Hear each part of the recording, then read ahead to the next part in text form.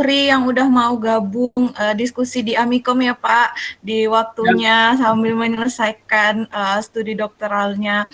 Pak Zuhri ini sebenarnya temannya dari teman saya yang sedang studi lanjut di CCNU ya Pak ya, di Wuhan. Nah mereka sama-sama lagi melanjutkan studi doktoralnya di Wuhan. Namun karena pandemi ini lagi ada di Indonesia ya Pak? Iya, semuanya di Indonesia. Belum bisa balik. Oh, jadi semuanya masih via online. Mungkin diskusi kita pada hari ini kita buat santai saja supaya teman-teman semua bisa banyak mendapatkan informasi dari Pak Zuhri, terutama ini adalah realisasi dari saya yang pernah menjanjikan akan mendatangkan teman saya yang dari Cina untuk mengetahui sebenarnya kondisi politik luar negerinya Cina itu di Cina seperti apa, apalagi dengan adanya Partai Komunis Cina yang sudah ternyata 100 tahun memiliki kekuasaan di pemerintahan Cina itu sendiri. Untuk itu, daripada kita berlama-lama, saya langsung saja kepada Pak Zuhri, dipersilakan untuk menyampaikan materinya, Pak. Ya, terima kasih Bu Dewi, panggilnya Bu Dewi. Bu Sanya, Pak. Oh, Bu Anya, saya biasanya. Oh, Bu Sanya. Ini kalau Bu Sanya itu kalau di Cina nama satu kota terkenal di daerah Cina bagian. Iya, saya juga tahu. Iya. Tropis yang cantik sekali di sana. Terima kasih Bu Sanya dan teman-teman saya di Komahi, mahasiswa HI di Amikom Yogyakarta.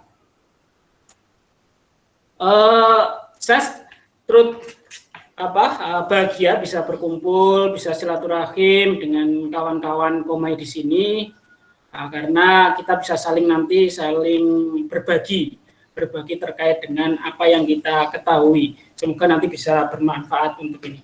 Ini rata-rata semester berapa ini, Bu? Ini rata-rata ada yang di semester 2009 itu semester 3 atau 4 ya. Ada juga yang di semester 7 gabung, tadi saya lihat yang udah skripsi, kayaknya ada yang 2017 sudah bergabung, yang lagi skripsian juga sudah bergabung, Pak. Alhamdulillah kalau gitu. Terima kasih. Ini saya kemarin, kita ambil santai saja ya. Kira-kira sampai jam berapa? Iya, Pak. Tadi sesuai rundown-nya itu sampai jam 12, Pak. Oh, sampai jam 12 ya, insya Allah lah.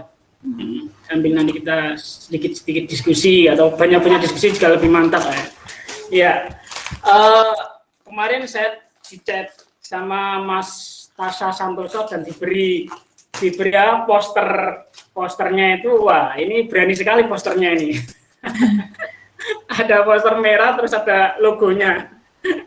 Tapi nggak apa-apa menurut saya, itu karena kita kan masuk di kalangan akademik, jadi membicarakan suatu hal di bidang akademik itu sah-sah saja, tidak ada yang tabu bagi saya kalau di bidang akademik, karena ideologi apapun bisa kita diskusikan. Nah, tapi kalau di luar ya mungkin ada beberapa atau sebagian kecil orang-orang yang ada sensi terhadap logo-logo tertentu di kita. Jangankan logo warna saja kadang-kadang ada yang sensi, apalagi logo. Tapi kalau logo-logo itu kalau di sana biasanya di masjid dan lain sebagainya, logo tersebut sudah di mana-mana. Oke, kita akan bahas terkait dengan China PKC terutama. Saya menerjemahkannya menjadi PKC atau Partai Komunis Cina atau Partai Komunis Tiongkok. Kalau kita mengacu pada kata Cina yang sudah diganti secara resmi oleh pemerintah Indonesia sejak zaman SBY itu kembali menjadi Tiongkok. Jadi tapi lebih populer China daripada Tiongkok. Jadi saya mengacu masih tetap PKC aja. Partai Komunis Cina, dan bagaimana politik luar negeri China. Apa hubungannya terkait dengan partai dengan politik luar negeri mereka. Nah, ini menjadi salah satu hal yang sangat menarik sekali, karena ketika saya masuk pertama kali di Tiongkok tahun 2011, mengawali saya kuliah bahasa selama 1 tahun, setelah itu lanjut S2, itu akhirnya saya bersinggungan dengan kawan-kawan saya yang anggota partai. Nanti saya ceritakan bagaimana proses berpartai dan bagaimana dan lain sebagainya, nanti saya ceritakan. Tapi sebelum saya cerita ke sana, saya akan bercerita terkait dengan gambaran besarnya seperti ini. Di slide selanjutnya, selanjutnya ya. gambaran besarnya seperti ini. Kalau kita mengenal PKC, otomatis nanti mengenal negara. Tetapi biasanya yang kita kenal Cina itu pertama kalinya adalah mengenal negaranya, bukan mengenal PKC-nya.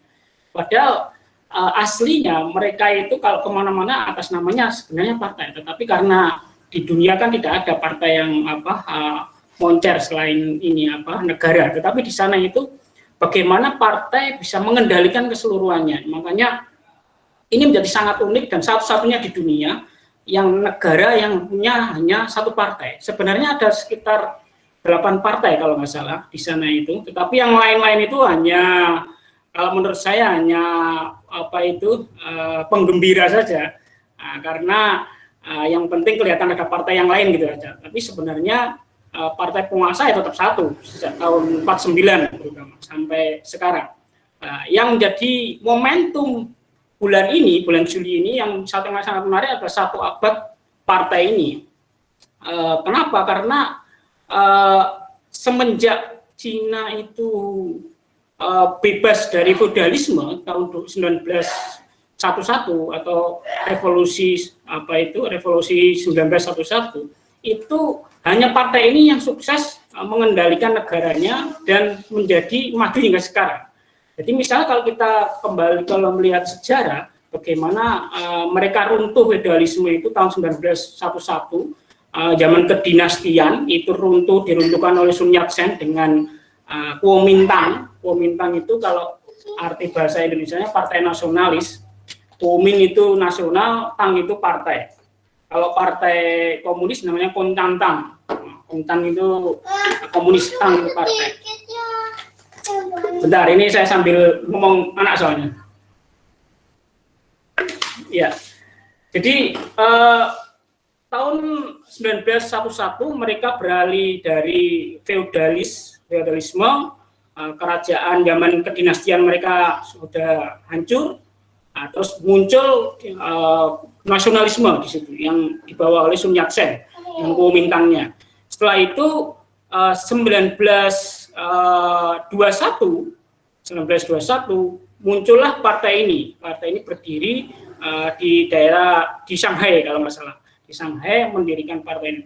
Jadi sebenarnya yang lebih tua di sana itu sebenarnya bukan partai ini, tetapi partai nasionalis, partai Kuomintang. Tetapi di cerita sejarahnya, dalam cerita sejarah mereka, ketika Cina ini kan menjadi unik karena negara besar yang pernah dijajah oleh banyak negara, tetapi mereka tetap mempunyai ideologi yang cukup besar hingga sekarang yang di negara manapun sudah hampir hancur. Jadi ketika mereka dijajah oleh banyak negara, ada Inggris, ada Rusia, ada Perancis, dan yang terakhir paling kejam itu Jepang ketika masuk melalui daerah utara yang sekarang dikuasai oleh Korea Selatan atau Korea Utara, masuk sampai ke selatan hingga ke Nanjing atau yang terkenal dengan Nanjing Massacre itu, pembantaian Nanjing.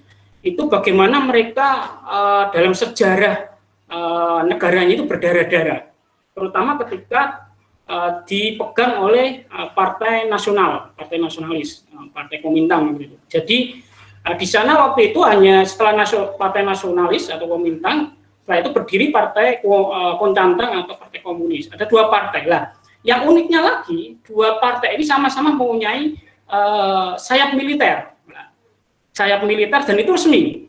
Jadi Kuomintang itu punya sayap militer, Kuomintang ini juga punya sayap militer. Jadi partai yang punya tentara ya ini. Jadi ciri khasnya, salah satu ciri khasnya partai komunis dunia adalah ini, punya tentara sendiri. Nah, Kuomintang juga sama punya tentara sendiri. Yang akhirnya dalam satu saat ada plus minusnya. Plusnya adalah ketika mereka dijajah oleh Jepang di akhir tahun 40-an, 2 partai ini bersatu untuk mengusir Jepang dari negaranya.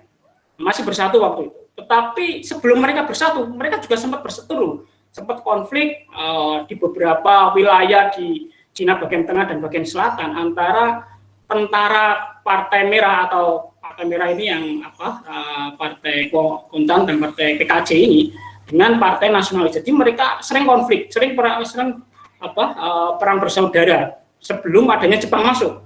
Nah, ketika Jepang masuk, mereka menyatu untuk mengusir Jepang.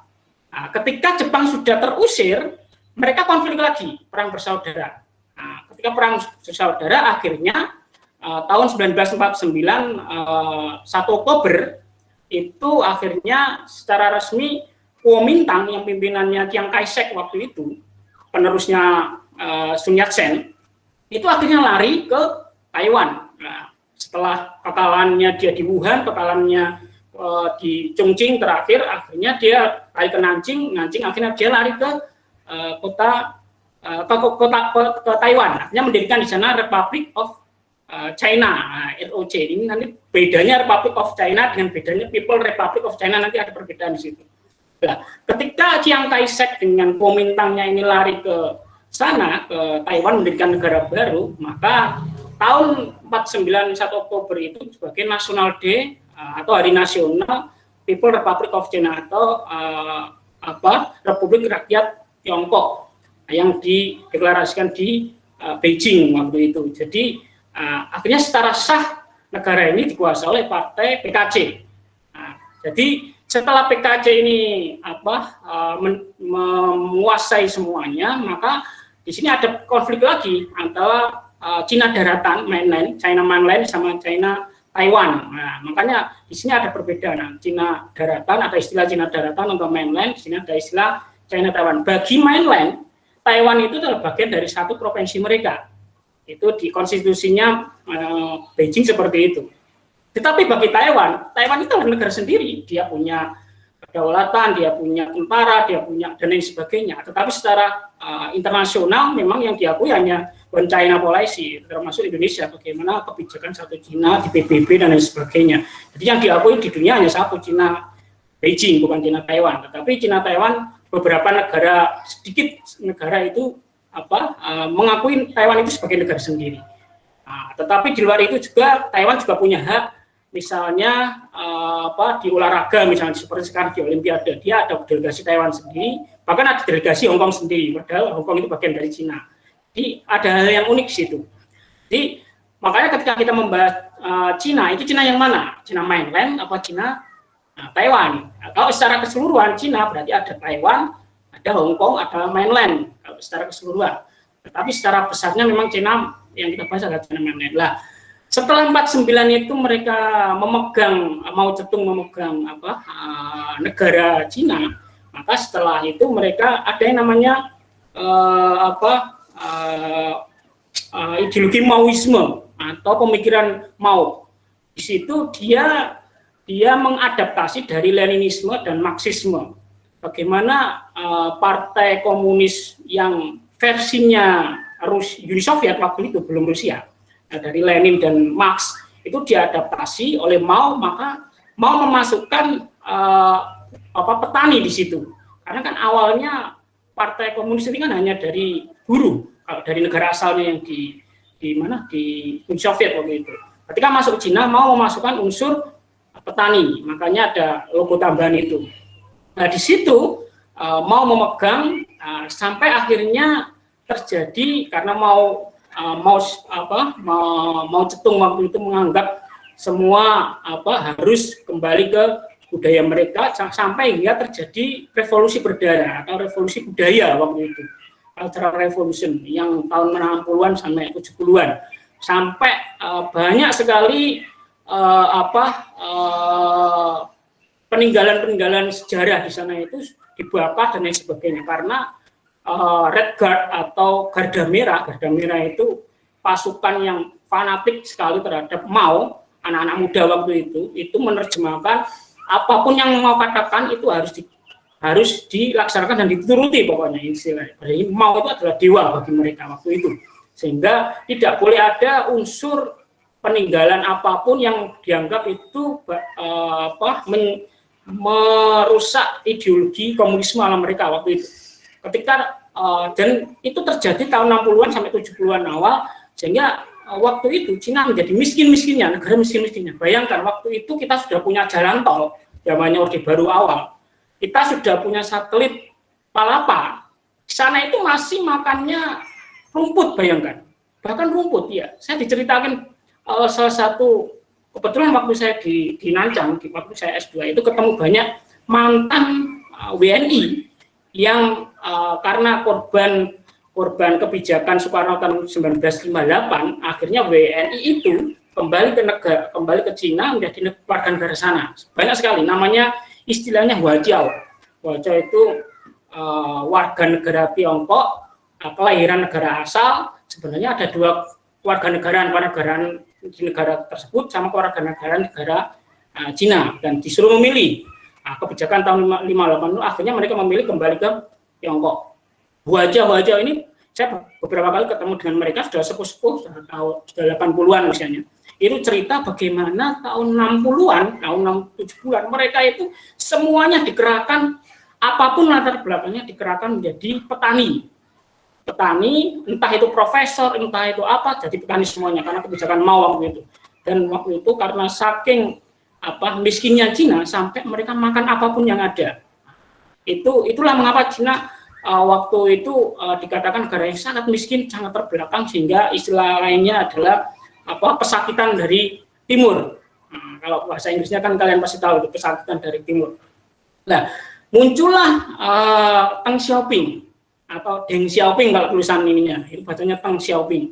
Muncullah Deng Xiaoping ketika tahun 78. Deng Xiaoping melakukan reformasi dan keterbukaan, atau bahasa Cinanya Kaige Kaifang. Reformasi keterbukaan itu bagaimana Cina harus mengadaptasi dari barat dan menyesuaikan apapun yang bisa disesuaikan dengan negaranya. Jadi ini menjadi unik karena akhirnya ideologi mereka asal, ideologi komunisme itu sebenarnya sudah tidak ada sebenarnya. Kalau secara tekstual kita pelajari komunisme, Marxisme itu sebenarnya mereka sudah tidak komunis sebenarnya. Karena ketika Deng Xiaoping masuk melakukan reformasi keterbukaan itu dia membuka diri, banyak sekali investasi masuk yang membawa infrastruktur, sehingga yang pertama yang sukses adalah kota Shenzhen yang waktu itu sebagai desa nelayan miskin sekarang menjadi salah satu simbol modernitas Cina. Itu salah satu simbol mereka waktu itu. Sehingga sebenarnya komunisme itu hanya kalau menurut saya bajunya saja, tetapi dalamannya itu sudah campur aduk. Makanya nanti ada istilah lain di sini. Nah, Deng Xiaoping itu tadi akhirnya memunculkan teori sosialisme berkarakteristik China atau China sosialisme, pokoknya intinya sosialisme berkarakteristik Cina. Ini unik lagi. Kalau menurut saya sosialisme berkarakteristik Cina itu hampir sama dengan ideologi kita, ideologi Pancasila. Pancasila itu kan mengadaptasi ideologi Barat, ideologi Timur, dicampur, terus akhirnya diadaptasi, ditambahkan dengan nilai-nilai ketuhanan di situ. Sebenarnya ideologi kita sejak awal Soekarno menjabat presiden itu sudah sangat mapan, karena negara-negara di dunia ini jarang sekali punya ideologi sendiri. Nah, Indonesia adalah bagian dari jarangnya itu. Nah, itu akhirnya diadaptasi oleh Deng Xiaoping waktu tahun 78-79 itu dengan sosialisme berkarakteristik Cina. Karena dia tidak punya istilah sendiri, istilah term untuk mengatakan ideologi mereka. Kalau Indonesia kan jelas Pancasila. Pancasila itu bagian dari 5 sila yang itu diserap dari nilai-nilai sosialisme, nilai-nilai kapitalisme di situ ada, sama nilai ketuhanan, maka disebut Pancasila dengan istilah lokalnya Pancasila. Nah, kalau di Cina tidak ada istilahnya. Istilahnya mereka akan tetap mengadaptasi istilah dari Barat, ideologi dari Barat dengan sosialisme itu ditambahkan dengan karakteristik China. Artinya sosialisme berkarakteristik China atau Chongko Techan kalau istilah mereka, ini mereka. Sehingga mereka mengatakan walaupun komunisme itu dari sisi politik saja, tetapi perilaku mereka sehari-hari, ekonomi mereka itu adalah market sosialisme atau market kapitalisme atau kapitalisme pasar. Sehingga apapun yang terjadi di pasar itu mereka harus menyelesaikan, tetapi negara masih mengendalikan. Nah, inilah bedanya. Mereka negara mengendalikan itu lewat apa? Lewat kebijakan, lewat BUMN. Sama seperti kita sebenarnya. BUMN itu yang memegang kendali kendali dari strategis, hal yang strategis di negara tersebut. Misalnya listrik dipegang oleh BUMN, terus teknologi dan lain sebagainya pegang BUMN. Sebenarnya konsepnya sama seperti Cina itu mengadaptasi dari situ. Tapi Cina lebih cepat sekali mengadaptasi dan maju, sehingga BUMN di sana sekarang itu banyak sekali yang masuk 500 Forbes atau peringkat 500 dunia karena sudah sangat modern. Nah dari situ ketika Deng Xiaoping masuk menjadi reformasi dan keterbukaan itu, akhirnya Cina menikmati apa yang mereka tanam tahun 78 itu sekarang ini, sehingga ketika 30 tahun setelah itu mereka menikmati sekarang hasilnya. Ketika Deng Xiaoping berganti dengan Jiang Zemin tahun 90-an awal, 10 tahun berikutnya ganti Hu Jintao, 10 tahun berikutnya ganti Xi Jinping ya. Jadi setiap 10 tahun sebenarnya mereka tiap 5 tahun sebenarnya. Tiap 5 tahun itu ganti presiden. Nah, presiden ini yang memilih presiden sebenarnya bukan National People Congress atau NPC atau istilah kita itu parlemennya. Nah, di sistem mereka itu ada Kongres Partai Komunis ya. Kongres Partai Komunis ini setiap 5 tahun sekali dan setiap 10 tahun sekali memilih sekretaris jenderal, karena sistem mereka itu siapa yang nanti menjadi sekretaris jenderal, maka dia adalah pimpinan partai tertinggi. Jadi tidak ada ketua partai atau presiden partai, tetapi sekretaris jenderal partai yang ada.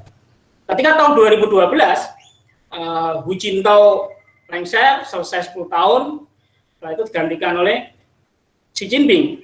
Xi Jinping tahun 2012 di Kongres Partai atau istilah mereka Sepata. Sepata itu Kongres ke-18 Partai, November 2012, mereka memutuskan Xi Jinping menjadi sekjen partai. Nah, di tahun 2013, sekjen partai ini disahkan dalam sistem pemerintahan mereka. Namanya National People Congress atau Kongres Rakyat Nasional. Ini sistem mereka. Ini sistem kenegaraan, bukan sistem partai, beda lagi. Jadi tadi Xi Jinping awal dipilih oleh partai menjadi sekjen di tahun 2012. Tahun 2013 ada namanya kongres tahunan atau sidang parlemen tahunan di setiap bulan Maret. Nah, itu memutuskan Xi Jinping jadi ketua partai, presiden. Istilah mereka sebenarnya bukan presiden karena mereka tetap mengatakan chairman Xi atau ketua Xi. Jadi Xi Jinping disahkan jadi presiden. Nah, setelah itu di situ juga disahkan juga dari Politbiro, anggota tetap Politbiro 9 orang atau 9 naga istilah mereka. 9 orang itu memutuskan nanti siapa yang jadi presiden, nanti siapa yang jadi sekjen, nanti siapa yang jadi ketua parlemen, terus ketua Mahkamah Agung dan lain sebagainya. Diputuskan di Kongres Partai tahun 2012. Nah, ketika National People Congress atau di sistem pemerintahan mereka Kongres tahunan parlemen itu disahkanlah masing-masing orang tersebut. Xi Jinping jadi presiden, terus Li Keqiang atau Li Keqiang tulisannya. Li Keqiang jadi perdana menteri. Nah, terus parlemennya siapa? Saya kurang tahu kalau namanya, nggak terlalu menonjol memang. Jadi yang menonjol adalah Xi Jinping dan Li Keqiang. Jadi Xi Jinping itu simbol negara sebagai presiden dan pemerintahan sehari-hari dilaksanakan oleh Dewan Negara. Yang Dewan Negara ini diketuai oleh Li Keqiang yang sebagai perdana menteri. Nah, dari situ makanya di slide itu bagaimana leadership satu orang yang mempengaruhi semuanya. Jadi Xi Jinping ini selain jadi sekjen, jadi dia adalah presiden dan juga sekaligus ketua komite militer. Jadi 3 kaki sekaligus penguasa. Jadi tidak ada yang di bawahnya, sudah selevel dia sudah tidak ada kekuasaan apapun itu. Makanya dia mengendalikan partai, dia mengendalikan militer, dia mengendalikan negara. Itu luar biasa. Nah, inilah sistem yang dipakai oleh mereka. Jadi bagi mereka ini adalah sistem terbaik ala mereka, sehingga sah saja mereka mengklaim 100 tahun partai mereka. Sekarang ini Cina menjadi negara yang cukup disegani maju di beberapa hal. Karena sebelum partai komunis memerintah Cina, semuanya gagal. Ada partai Kuomintang, ada model dinasti dan lain sebagainya, semuanya dianggap gagal. Dan yang dianggap sukses adalah partai komunis yang sekarang masih memegang itu. Nah, di ideologi Partai Komunis Cina ini ada namanya istilah apa? Masyarakat melayani masyarakat adalah hal yang utama, atau istilah mereka itu Weimin apa lupa saya. Pokoknya intinya menjadi penganggota partai itu harus melayani masyarakat sepenuhnya. Lah di partai ini sistemnya adalah berjenjang mulai dari bawah sekali sampai di atas. Jadi tidak ada Xi Jinping itu tiba-tiba nongol jadi ketua partai atau jadi presiden sebelum dia menjadi jabatan gubernur atau wali kota sebelum-sebelumnya. Jadi itu ada jenjangnya semua. Nah, di slide berikutnya kita bisa lihat di slide berikutnya bagaimana member mereka, keanggotaan mereka ini setiap tahun bertambah, walaupun pertambahannya tidak terlalu besar, tetapi partai ini jadi partai terbesar di dunia. Karena kita tahu sendiri, selain partai terbesar, mereka kan penduduk nomor 1 di dunia, 1,4 miliar. Tetapi yang menjadi anggota partai kurang dari 100 juta. Nah, tapi 100 juta itu kan sudah sangat besar. Hampir 90-an juta ini menjadi anggota partai. Makanya partai terbesar di dunia ya mereka. Tapi kalau organisasi massa Islam terbesar di dunia adalah NU dan Muhammadiyah. Nah, itu kita ada itu. Kalau di mereka ada partai terbesar, yaitu mereka. Nah, dan setiap tahun mereka akan melakukan perekrutan. Nah, perekrutan ini benar-benar dari bawah, sehingga itu dari SMA. Ada yang dari SMA, ada yang dari masa kuliah. Nah, dari bawah inilah nanti mereka berjenjang sampai ada yang jadi politisi, ada yang jadi ekonom, ada yang jadi akademisi. Itu orang partai semua. Makanya ketika kita bersinggungan dengan mereka di sana, kita ketemu orang kampus itu yang anggota partai, kita ketemu bisnismen itu ya anggota partai biasa saja, karena memang mereka ada sistemnya seperti itu. Jadi kalau kita melihat di slide berikutnya,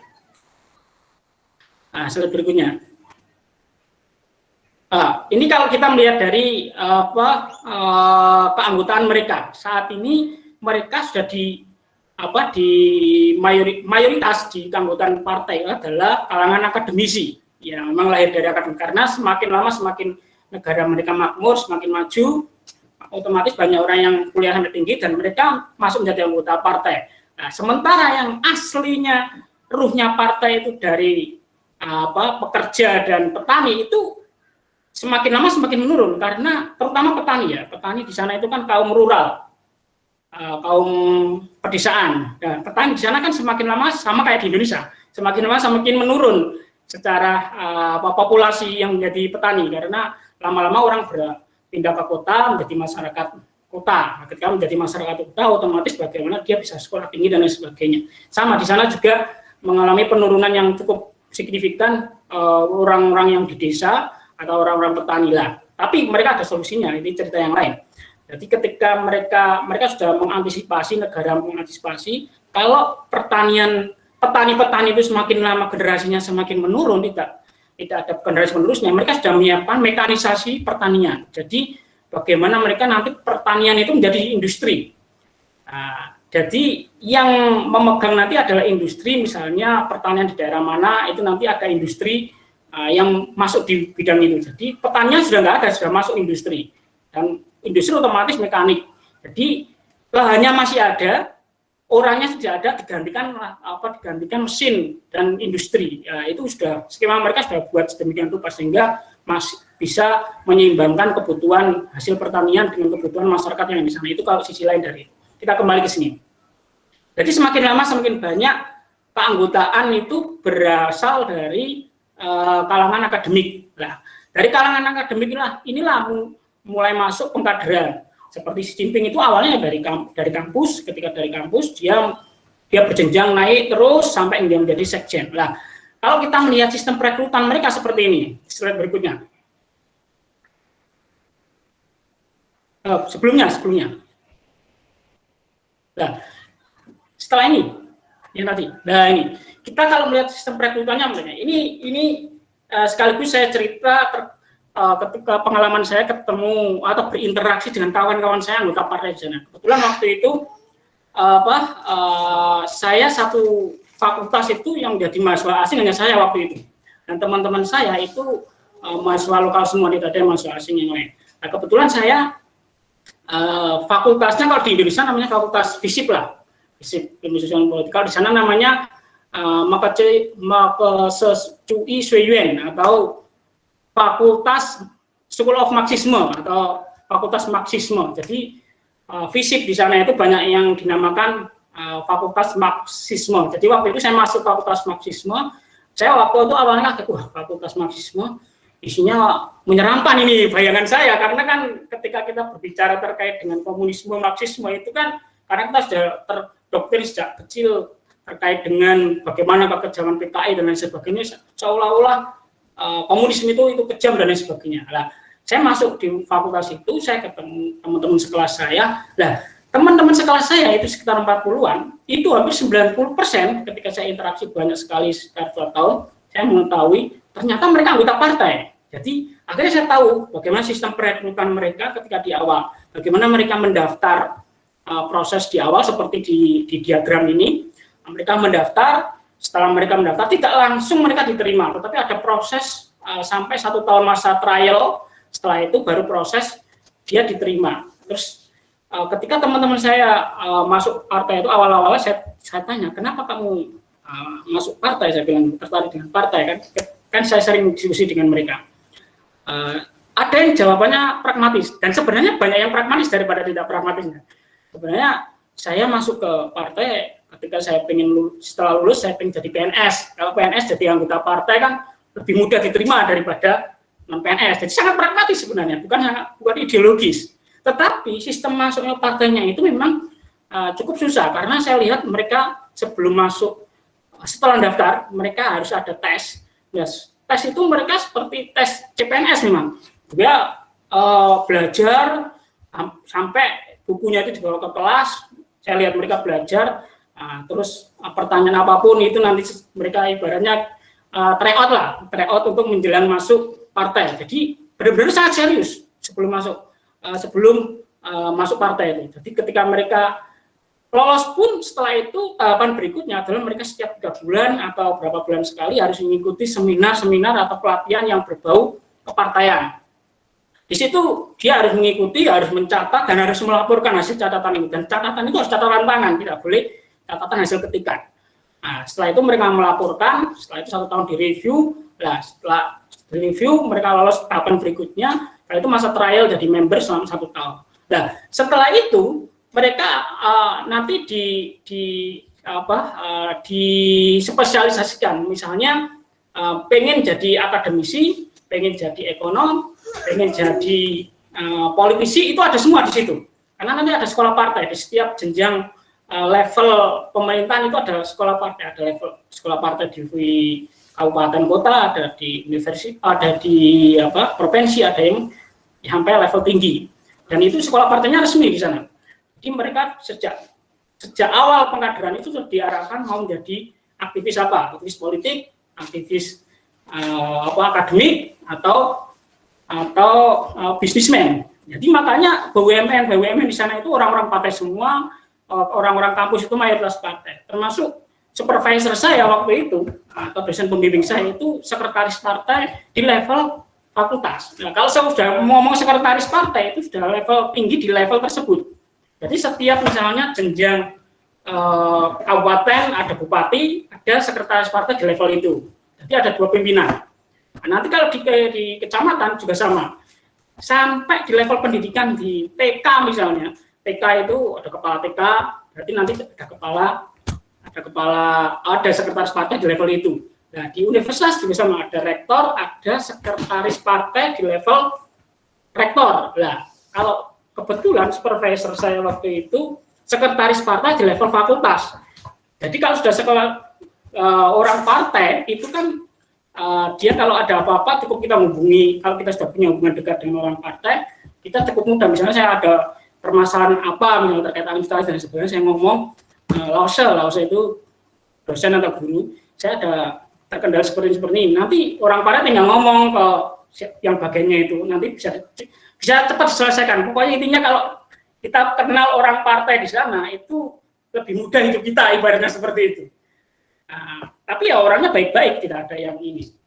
Nah, itu sistem rekrutmen mereka. Terus Dari sini akhirnya kita tahu model sistem kaderisasi mereka, model arah mereka dan lain sebagainya. Sehingga ketika mereka masuk ke wilayah pemerintahan, wilayah negara itu akhirnya sudah sangat sistematis, sudah tidak bisa jadi setiap kebijakan negara itu bersumber dari partai. Jadi misalnya Xi Jinping ketika menjadi presiden tahun 2013, waktu itu dia memunculkan konsep kebijakan nasional China Dream atau mimpi China. Nah, ini sudah masuk kita di slide berikutnya. Di sana dia ada China Dream, setelah itu bagaimana roadmap menuju China Dream itu seperti apa, nanti terus dia membuat konsep lagi Belt and Road Initiative atau dulu awalnya One Belt One Road. Dan One Belt One Road itu bagaimana bisa berjalan terimplementasi, maka harus ada AIIB atau ASEAN Infrastructure Investment Bank. Jadi kebijakan ini semuanya saling berkaitan untuk mendukung satu sama lain.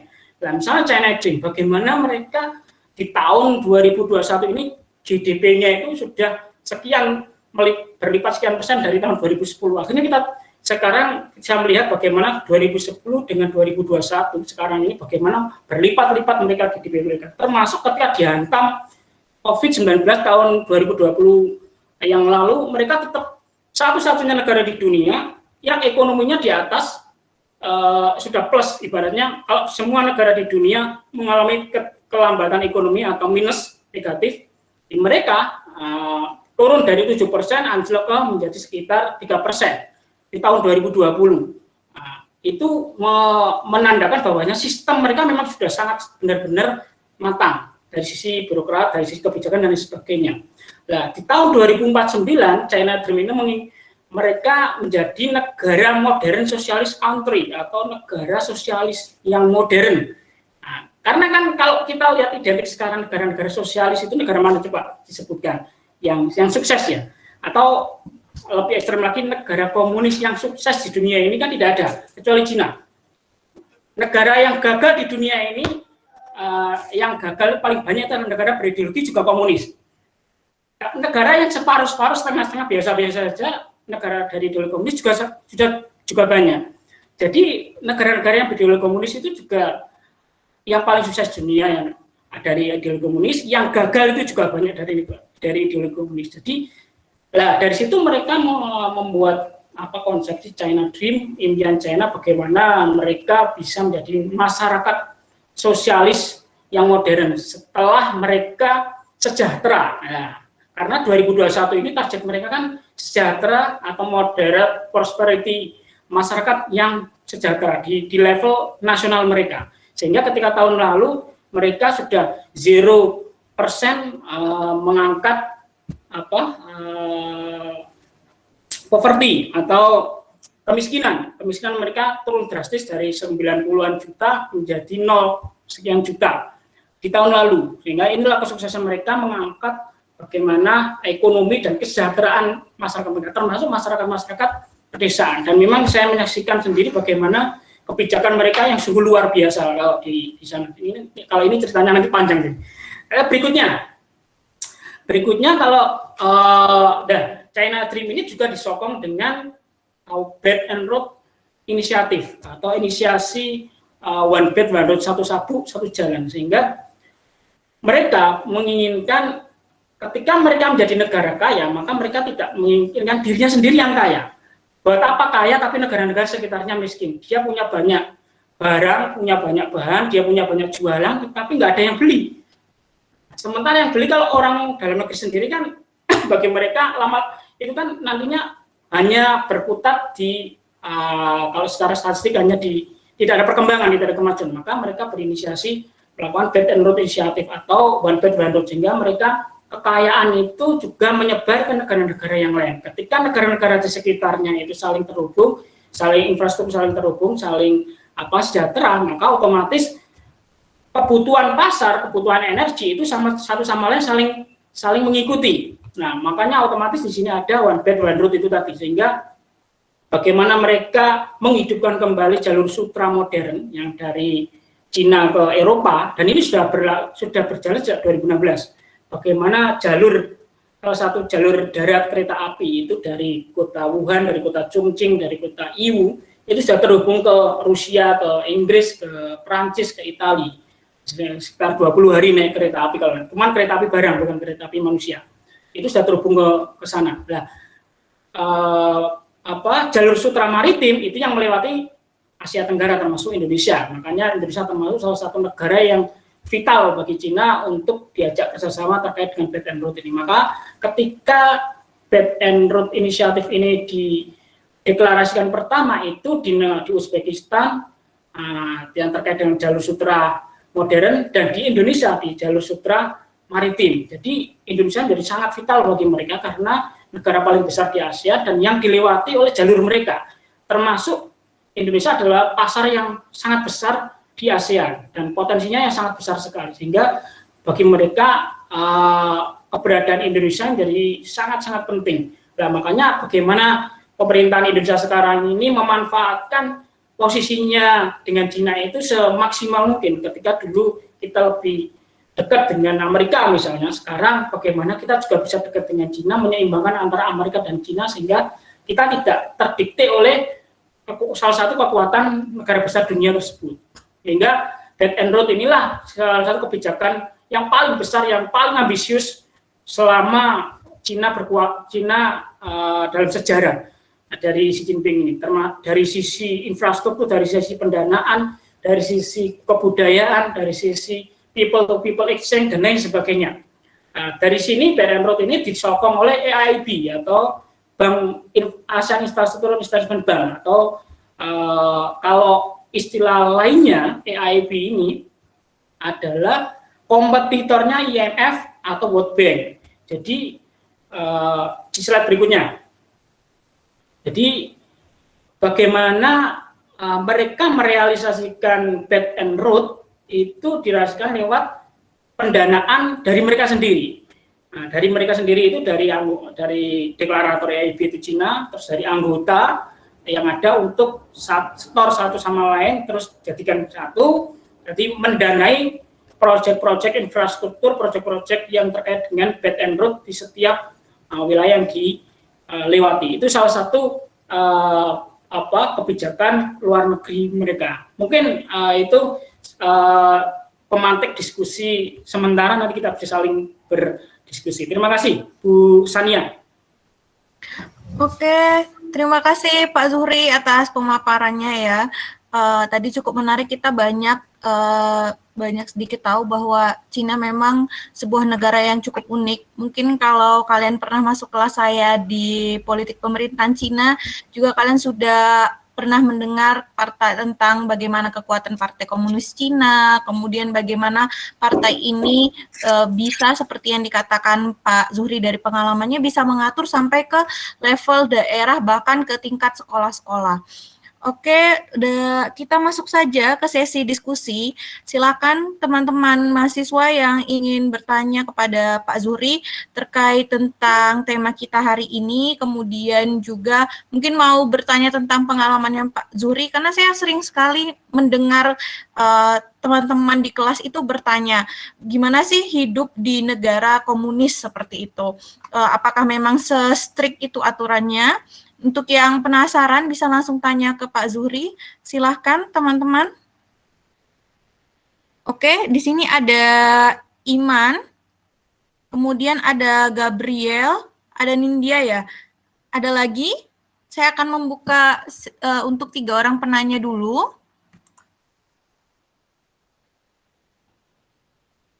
Oke, kalau tidak ada, saya persilahkan kepada ada Zulfikar. Oke. Silakan Iman Amirullah dulu, kemudian dilanjut ke Mbak Gabriel, kemudian Mas Zulfikar. Silakan Iman. Iya, terima kasih. Assalamualaikum warahmatullahi wabarakatuh. Pak, suara saya terdengar jelas ya? Terdengar. Ya, Pak, saya ingin bertanya Pak tentang tadi kan dijelaskan perkembangan isi Partai Komunis Tiongkok itu kan berkembang berbeda gitu kan Pak, antara zaman Mao, terus zaman Deng Xiaoping, terus era sekarang juga Xi Jinping. Nah, saya penasaran, ada nggak sih Pak perbedaan yang begitu drastis soal kebijakan politik luar negeri antara era Mao, era Deng Xiaoping sama era Xi Jinping? Terima kasih. Oke, terima kasih Iman buat pertanyaannya. Selanjutnya, Nindya, saya persilahkan. Baik, Bu Sonia, terima kasih atas kesempatannya. Sebelumnya, selamat pagi teman-teman semua dan Pak Zuhri. Yang mau saya tanyakan sebenarnya gini, Pak. Kalau kita bicara soal PKC atau Partai Komunis Cina itu kan mereka memang berkembang untuk, kita bisa katakan mereka berkembang untuk merangkul pasar, juga kewirausahaan di bawah sosialisme dengan karakteristik Cina yang tadi Bapak Zuhri katakan itu unik gitu ya. Nah, tapi kan mereka juga sembari mempertahankan model otoritarianismenya punya Leninis, ya kan. Nah, kemudian tadi juga Pak Zuhri memaparkan bahwa Cina itu punya yang namanya China Dream dan menunjukkan bahwa Cina ini adalah satu-satunya negara komunis yang bisa dikatakan sukses. Kalau berbicara mengenai komunisme, kegagalan komunisme itu menurut saya terjadi karena realisasinya itu salah kaprah, sehingga memang substansi komunisme itu jadi melenceng gitu kan, kayak revolusi Rusia yang memang salah kaprah. Kemudian kalau melihat Cina yang saat ini, sekalipun mereka negara komunis, secara sistem ekonomi kan mereka juga tidak sebenarnya komunis ya Pak. Nah, pertanyaan saya, apakah ke depannya substansi komunisme mau ini akan tetap mereka langgengkan, atau ada kemungkinan nah ini akan terus mengembangkan ideologinya dengan menyesuaikan apa ya, kita katakan situasi dan kondisi konstelasi politik global. Nah, itu pertanyaan saya. Terima kasih. Oke, terima kasih Nindya atas pertanyaannya. Selanjutnya tadi Fikar. Silakan Fikar. Ya, baik, terima kasih Musanya. Assalamualaikum warahmatullahi wabarakatuh, selamat pagi. Berbicara mengenai politik luar negeri Cina memang dalam era 2001 ini memang sangat menarik. Apalagi yang dijelaskan tadi dari bagaimana PKC-nya Cina berkembang, lalu sampai ke 100 tahun ini memang cukup mengalami beberapa fase yang tadi sebutkan, ada tahun 60 sampai 70-an mengalami betul-betul krisis kemiskinan global, itu kemiskinan yang betul-betul melanda Cina. Namun poin saya sini ketika melihat situasi tersebut, PKC Cina sampai hari ini masih berdiri di tengah awalnya krisis tersebut, lalu bangkit, lalu menjadi salah satu negara yang dikenal menjadi satu kekuatan ekonomi dunia. Pertanyaan umum saya mungkin bagi Bapak, melihat Cina hari ini, apakah stabil nanti ke depannya ketika melihat situasi politik dan kondisi politik memang yang terus dinamis dan berkembang, apakah dia akan terus mempertahankan kebijakan politik luar negerinya dengan sistem komunisnya, atau dia mengembangkan suatu metode-metode baru lagi, atau seperti mempertahankan metode-metode lamanya itu. Saya kira mungkin itu saja Pak, terima kasih. Oke, terima kasih Fikar. Mungkin bisa langsung kepada Pak Zuhri dijawab pertanyaannya. Ya, terima kasih Bu Semia. Yang pertama dari siapa? Mas Iman ya? Iya. Mas Iman Amrullah terkait dengan apa tadi? Perkembangan kebijakan luar negeri pada setiap pemimpin seperti apa Pak? Dari setiap masa periode kepemimpinan. Jadi kalau kita melihat dari terutama pasca reformasi keterbukaan tahun 1978 itu memang setiap periodisasi, setiap 10 tahun sekali mereka berganti pemimpin, itu memang mempunyai kebijakan yang berbeda, tetapi tidak membuat pemimpinan sebelumnya itu tenggelam. Jadi mereka saling melengkapi, tetapi juga mereka punya ciri khas setiap pemimpin tersebut. Misalnya Jiang Zemin. Jiang Zemin itu di tahun 90 sampai tahun 2002 kalau nggak salah, itu memasukkan unsur kalau di Partai Komunis kan awalnya hanya buruh dan petani, maka dia memasukkan unsur di situ terkenal dengan three theory of Jiang Zemin. Jadi 3 teori Jiang Zemin. Jadi memasukkan unsur ketiga dari kakinya Partai Komunis, yaitu pengusaha. Nah, ini menjadi sangat-sangat menarik karena ini kalau seandainya yang namanya komunisme itu kan anti kelas, anti kapitalisme, anti ibaratnya semuanya dianggap sama lah.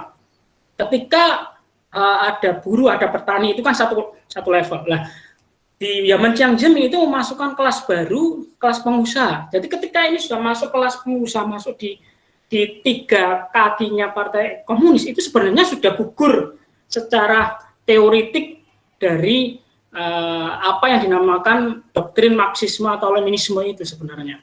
Sehingga sudah tidak ada komunisme sebenarnya di situ. Karena sudah memasukkan unsur kapitalisme di dalam. Jadi memasukkan unsur baru di dalam unsur yang lama, bercampur jadi satu kalau dalam ilmu kimiawi, tetapi percampuran antar unsur itu tidak menyebabkan satu sama lain mendominasi dan lain sebagainya, tetapi saling menguatkan. Nah, inilah di era Jiang Zemin yang membedakan. Nah, tetap waktu itu awal dia kan masih tetap nasional masih kebijakan dalam negerinya yang diperkuat, belum terlalu di luar negerinya belum terlalu kelihatan. Kita lihat tahun 90-an sampai tahun 2000-an awal. Lah, di tahun 2002 Hu Jintao ketika masuk jadi pemimpin 2002 sampai 2012 itu dia memasukkan satu lagi unsur di sistem mereka, di sistem dasar kepartaian mereka, yaitu scientific looking atau semua kebijakan berbasis sains. Jadi satu-satunya kesuksesan satu kebijakan atau implementasi kebijakan itu harus berbasis dari sains. Nah, ini dimasukkan oleh Hu Jintao. Maka ketika waktu itu Hu Jintao di eranya Hu Jintao tahun 2002 itu Cina mulai muncul di global. Tetapi waktu kemunculannya dia belum menunjukkan keaslian mereka sebenarnya. Lah, ketika mereka muncul besar-besaran itu pasca mereka sukses Olimpiade 2008 di Beijing. Nah, itu dunia internasional melihat terbelalak ketika Cina sukses Olimpiade Beijing sekaligus menjadi juara umum di Olimpiade Beijing yang mengalahkan Amerika dan Rusia waktu itu. Itu menjadi mata internasional langsung ibaratnya kaget. Ini kok tiba-tiba negara berkembang, negara ketiga kok bisa seperti ini. Akhirnya banyak sekali perubahan konstelasi di global mulai sedikit berubah, mulai melihat Cina itu bagian dari pemain global. Nah, ketika Hu Jintao mau memimpin itu dia terkenal dengan harmonis world atau dunia yang harmonis, dunia yang damai antar satu sama lain, menjadi tidak terjadi konflik dan sebagainya. Itu yang paling terkenal di zamannya Hu Jintao. Maka dia sering sekali mengirim pasukan perdamaian, mengirim delegasi perdamaian dan lain sebagainya. Nah, setelah Hu Jintao inilah diganti Xi Jinping yang di awal tadi saya sebutkan sebelumnya. Ketika Xi Jinping muncul, maka Cina yang awalnya itu masih tawaduk, kalau istilahnya itu masih rendah diri, rendah hati, bukan rendah diri, rendah hati. Semuanya masih ada istilah mereka itu, lupa saya istilahnya. Mereka itu menyembunyikan apa yang mereka tahu. Jadi mereka itu punya kekuatan besar, tapi masih hidden, masih tersembunyi, masih menyembunyikan. Jadi belum berani memunculkan dirinya. Masih ibaratnya belum pede untuk memunculkan dirinya. Maka ketika Xi Jinping naik, berubahlah ini tadi. Mereka sudah mulai menunjukkan jati dirinya keluar dengan adanya konsepsi China Dream itu tadi dan One Belt One Road itu tadi. Jadi akhirnya mereka membuka dirinya, informasi terhadap dirinya dibuka sedemikian lebar. Cina itu sudah siap sebagai pemain global. Lah, mulai Xi Jinping inilah mulai banyak sekali yang membuat negara-negara besar di dunia terutama akhirnya membuat dalam bahasanya Barat, bahasanya Amerika, Cina ini menjadi ancaman tersendiri bagi mereka. Karena apa? Karena setelah ekonomi mereka kuat di domestik, otomatis mereka bagaimana ekonomi di negara-negara sekitar di kawasan juga kuat. Nah, semua bergantung satu sama lain dengan Cina.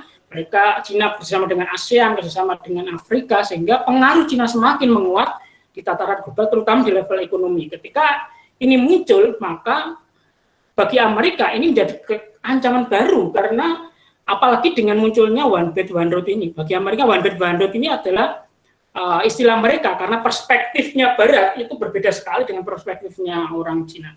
Perspektif Barat itu karena kan Barat itu kan muncul karena dia menjadi kekuatan hegemoni mendominasi di setiap abad. Jadi misalnya kalau kita kembali ke sejarah, setiap 100 tahun itu pasti ada major power di dunia ini. Sebelum Amerika ada namanya Inggris, bagaimana menguasai dunia lewat lautan. Nah, Inggris, ada lagi Spanyol, ada lagi Prancis yang di abad 18, abad 19, dan abad 20 kan abadnya Amerika. Nah, dan mereka menguasai dunia itu lewat hegemoni, lewat penjajahan, kolonialisme dan lain sebagainya. Yang membedakan adalah ketika abad 20 dengan abad 19, abad 20 Amerika menguasai dunia tidak melewati itu dengan model kolonialisme bersenjata, tapi lewat kolonialisme ekonomi, lewat kolonialisme pengaruh dan lain sebagainya. Nah, ketika munculnya Cina dengan adanya One Belt One Road inilah yang dianggap oleh Barat, terutama Amerika, ini menjadi ancaman bagi mereka, dan perspektif mereka otomatis, refleksi dari mereka adalah ini adalah, wah ini Cina menjadi kekuatan hegemoni, bahaya ini Cina kalau dibiarkan. Jadi nanti menjadi pesaing mereka yang awalnya dunia ini unilateralisme menjadi multilateral. Nah, inilah yang menjadi salah satu ancaman bagi Barat, sehingga bagi mereka Cina ini adalah ancaman, bukan menjadi rekan. Nah, ini berbeda ketika Indonesia melihat Cina. Indonesia melihat Cina itu menjadi peluang bagaimana Cina ini menjadi teman, juga menjadi kawan baik untuk sama-sama saling, kalau dalam bahasanya Xi Jinping itu berbagi untuk masa depan manusia yang lebih baik. Itu bahasa kurang lebih seperti itu bahasanya Xi Jinping ketika dia mengajak kerjasama negara-negara yang lain.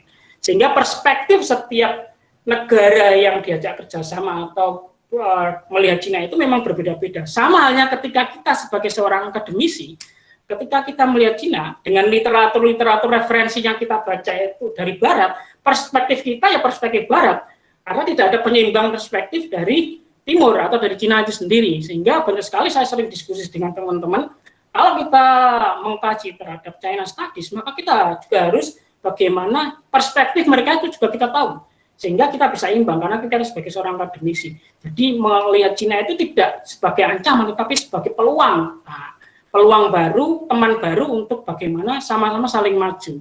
Itu mungkin salah satu catatan atau jawaban saya. Oke, terima kasih Pak Zuhri atas jawabannya. Mungkin ada lagi yang mau bertanya, kita buka saja sesi selanjutnya.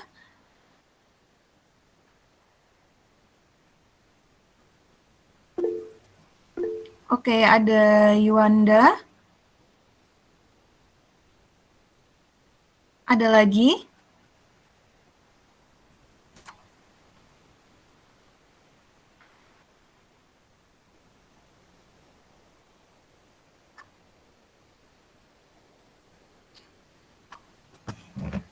Ayo teman-teman yang lainnya yang mau bertanya mungkin. Oke, ada Gracia.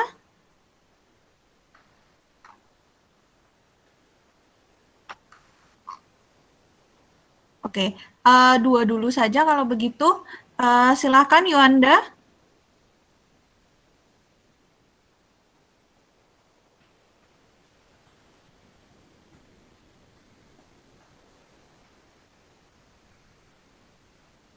Yuanda.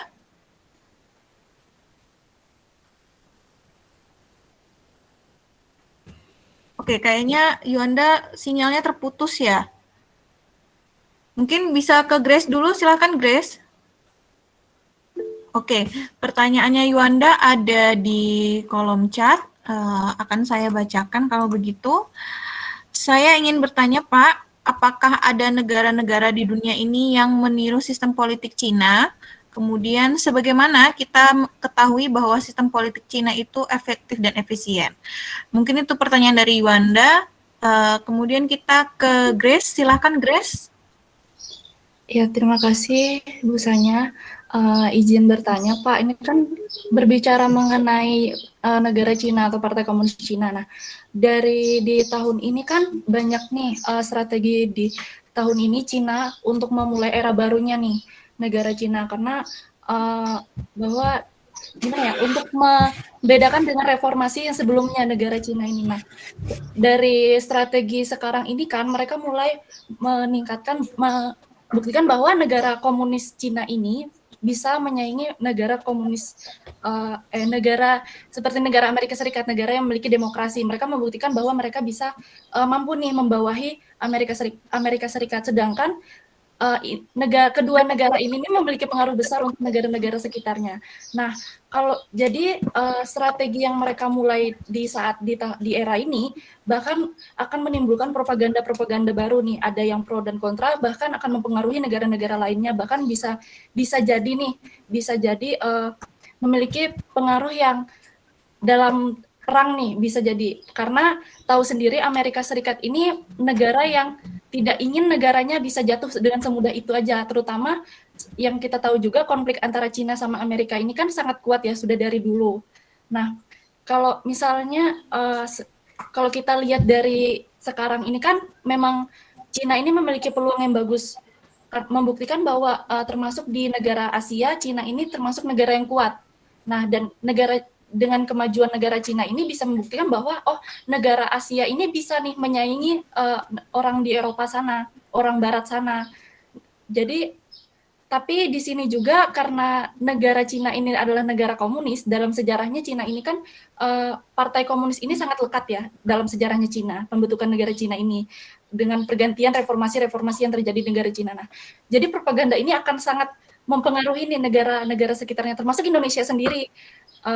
Bahkan mereka juga untuk penarikan-penarikan pulau-pulau yang dulunya terpisah nih, kayak negara Taiwan itu sendiri, mereka ingin menarik untuk bergabung kembali menjadi negara Cina itu.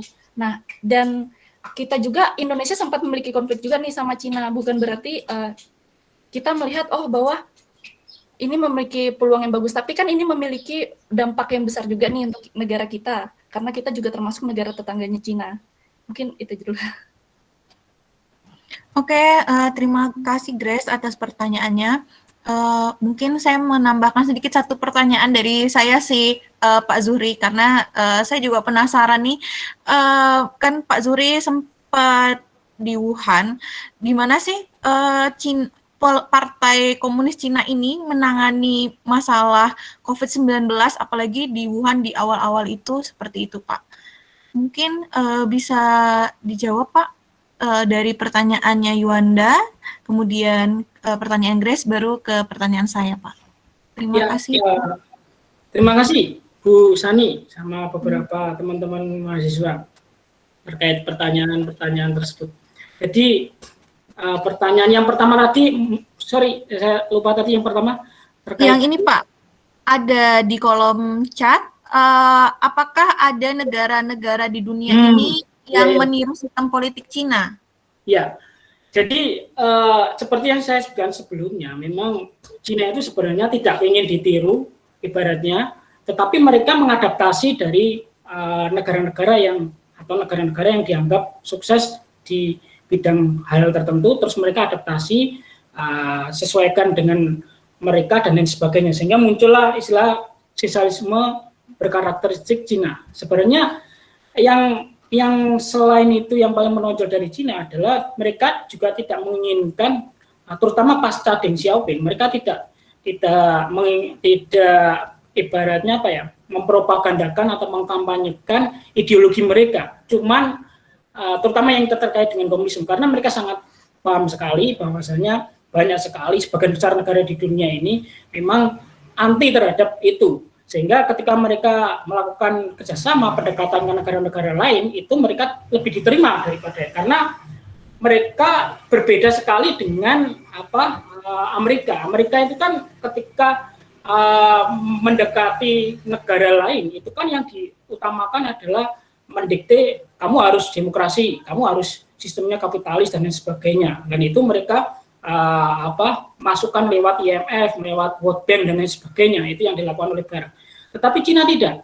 Cina itu yang menjadi unik ketika mereka maju, mereka menganggap kemajuan mereka itu adalah bagian dari selain mereka punya sejarah yang 5.000 tahun lamanya lebih, bangsa mereka adalah mereka mengadaptasi dari berbagai macam sesuatu yang baik, sesuatu yang sesuai dengan mereka adaptasi, mereka memakainya.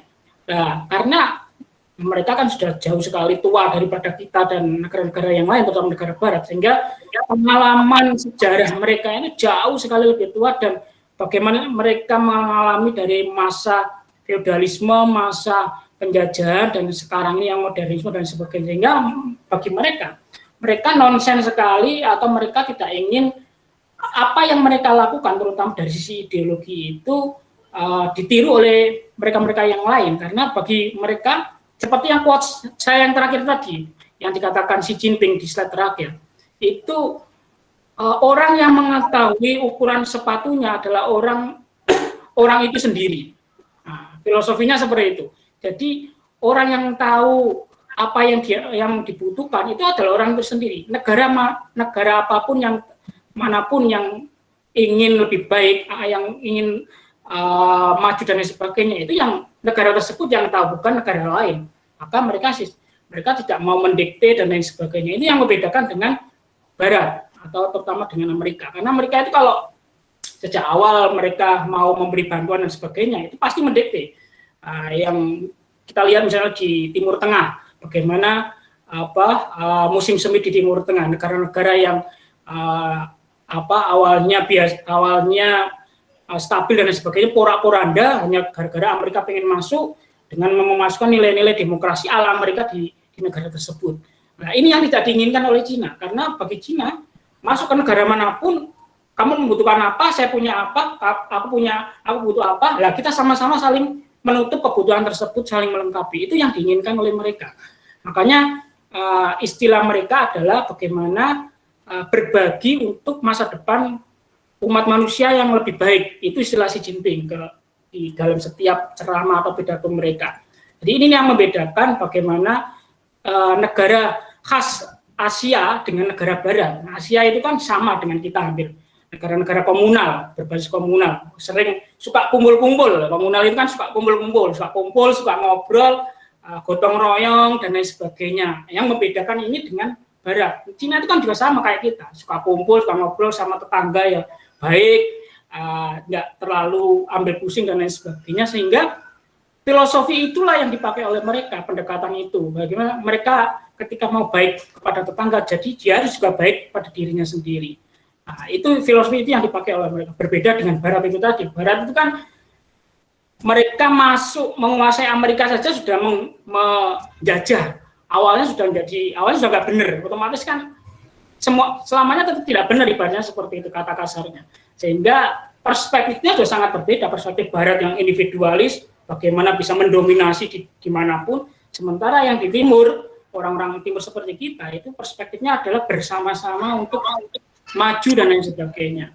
Itu perspektif ini. Terus pertanyaan dari Grace tadi, terkait apa Grace? Maaf. Ini terkait, mungkin lebih singkatnya kayak dampak kedepannya untuk negara-negara sekitarnya sih. Iya, saya sendiri lihat semua itu selain peluang itu pasti ada namanya ancaman memang. Nah, makanya setiap negara itu kan punya national interest yang berbeda-beda, kepentingan nasional yang berbeda-beda. Nah, satu negara dengan negara lain ketika bekerja sama, kepentingan nasionalnya kan pasti berbeda, tetapi kepentingan utamanya adalah sama, bekerja sama. Nah, apa yang bisa dikerjasamakan, apa yang ada peluang di situ, tetapi pasti ancaman tetap ada. Misalnya Indonesia ketika sangat dekat dengan Beijing saat ini, itu terus ada beberapa waktu lalu sempat ada konflik di Laut Natuna misalnya. Itu sampai misalnya Jokowi turun itu sebagai simbol, jangan macam-macam dengan Indonesia dengan kedaulatan Indonesia. Akhirnya Cina kan Cina itu ketika kebijakan atas itu kadang dengan di bawah itu kadang-kadang berbeda, terutama yang terkait dengan kasus Natuna itu. Natuna itu kan ketika mereka masuk itu adalah penjaga pantai sebenarnya, bukan tentara mereka. Nah, jadi penjaga pantai yang mengawal nelayan-nelayan itu memasuk ke wilayah negara lain, terutama di sini Natuna. Nah, kadang-kadang ini tidak sejalan dengan kebijakan pusat kadang-kadang. Jadi ketika masuk kasus di Natuna itu sampai Jokowi turun, tapi biasa-biasa saja, Indonesia secara kedaulatan tidak bisa diganggu-gugat, tapi kerjasama di atas juga masih berjalan.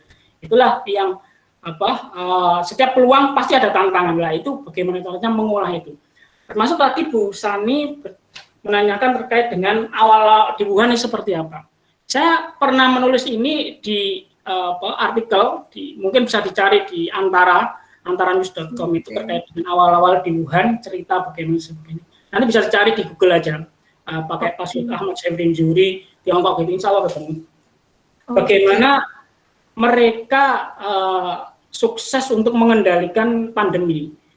Saya kan kebetulan istri saya waktu itu salah satu WNI yang dievakuasi dari Wuhan. Ya, ini cerita pribadi sebenarnya.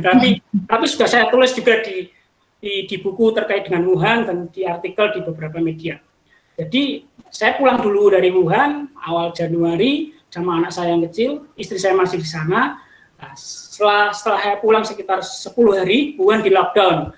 Nah, istri saya sama teman-teman saya yang banyak di Wuhan itu akhirnya tidak bisa apa-apa, akhirnya dievakuasi oleh pemerintah Indonesia. Jadi proses kronologi evakuasi dan lain sebagainya saya sampai kebetulan saya punya teman-teman di KBRI Beijing, punya teman-teman di Kemenlu, itu mereka setiap saat bahkan memberi informasi, Zuri ini seperti perkembangan dan lain sebagainya, sehingga saya tahu bagaimana proses pemerintah Indonesia mengevakuasi itu susahnya seperti apa dan lain sebagainya.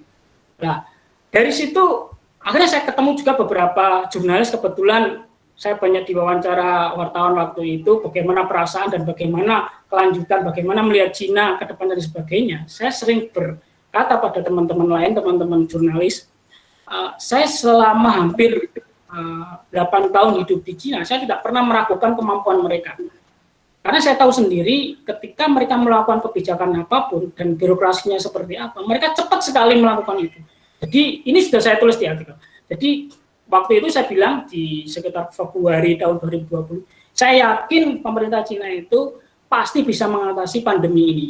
Waktu itu pandemi kan belum mendunia, karena mereka punya sumber daya, mereka punya birokrasi yang ketat, mereka sistem partainya itu sangat mendukung, sistem politiknya sangat mendukung, sistem pemerintahan sangat mendukung, berbeda sekali dengan sistem kita. Sehingga ketika waktu itu Xi Jinping sampai turun tangan, sampai langsung memberi komando untuk menyelesaikan Wuhan, sampai Wuhan ditutup. Bayangkan, satu kota yang penduduknya lebih besar daripada Jakarta, itu ditutup, masyarakatnya tidak boleh keluar, tidak boleh masuk. Nah, itu kan otomatis mereka mengorbankan ekonomi di situ. Mengorbankan ekonomi, mengorbankan masyarakat, dan lain sebagainya yang ada di situ. Tapi pengorbanan mereka di situ itu terbayar lunas ketika pandemi itu bisa dikendalikan sampai sekarang di mereka. Walaupun masih ada kasus 1-2, tetapi nggak sampai di atas 100. Nah, karena apa? Karena masyarakatnya juga menyadari sangat, bahkan hasil dari pollingnya Harvard yang saya baca kemarin, 92% kalau nggak salah, rakyat Tiongkok itu percaya pada pemerintah. Nah, pemerintah juga lewat partainya itu, dia juga melayani masyarakatnya juga sangat luar biasa. Sehingga dua entitas besar ini, masyarakat dan pemerintah, itu punya hal yang sama, satu sama lain percaya. Sehingga pengendalian itu berjalan dengan sangat maksimal. Ditambah lagi dengan sumber daya teknologi mereka yang luar biasa, teknologi modern mereka, teknologi 5G dan lain sebagainya. Termasuk perang dagang ini ya, kita merembet ke perang dagang. Yang bagaimana perang dagang dan bagaimana pandemi ini bisa mengakselerasi kecepatan Cina di global, di tataran global. Kita awalnya prediksinya Barat ketika melihat pandemi awal-awal di Cina itu prediksinya mereka, wah Cina bentar lagi ekonominya akan ambruk. Itu coba cari aja artikel terkait itu di awal-awal pandemi. Pasti banyak tulisan terkait itu. Prediksi Barat, ekonomi Cina akan ambruk karena ada lockdown dan lain sebagainya di awal. Ternyata berbeda sekali. Nah, bagi Cina, bagi mereka adalah kecepatan, teknologi 5G terutama itu dipakai oleh mereka. Sehingga akhirnya itu membalik membuktikan bahwa negara mereka sanggup untuk mengatasi hal apapun. Jangan lupa sejarah membuktikan Cina yang begitu panjang itu sudah membuktikan mereka seperti apa negara diuji dengan berbagai macam hal. Sehingga akhirnya ini menjadi salah satu akselerator mereka kecepatan ekonominya di dunia diakui sekarang. Termasuk bagaimana trade war. Kalau kita membaca trade war, perang dagang Amerika dan Cina, sebenarnya itu kan Cina itu kan kalau tidak ada yang menjual dia tidak akan membeli, istilah lo jual gue beli kan gitu istilahnya. Cina itu kan tidak akan membeli apapun yang tantangannya Amerika kalau Amerika tidak menantang sebenarnya. Kalau biasa-biasa ya mereka biasa-biasa tidak akan membalas. Tapi ketika Trump itu menantang, Cina awalnya diam saja. Tetapi semakin lama semakin besar menantang Cina sampai melakukan perang dagang itu sampai anaknya bosnya Huawei ditahan di Kanada. Itu sebenarnya perang besar terhadap Cina. Bagaimana Cina itu adalah tantangan paling besar bagi Amerika. Karena apa? Karena di sana teknologi 5G, jadi 5G. Karena teknologi 5G bagi Amerika kan di dunia satu-satunya negara yang sudah menguasai 5G hampir menyeluruh di domestiknya dan patennya itu adalah Cina lewat Huawei itu tadi. Kalau seandainya teknologi 5G ini sudah dikuasai, maka teknologi turunannya itu kan sangat besar prediksinya. Sama halnya ketika Amerika menguasai komputer di awal-awal tahun 80-an, setelah itu internet, teknologi turunan dari internet inilah yang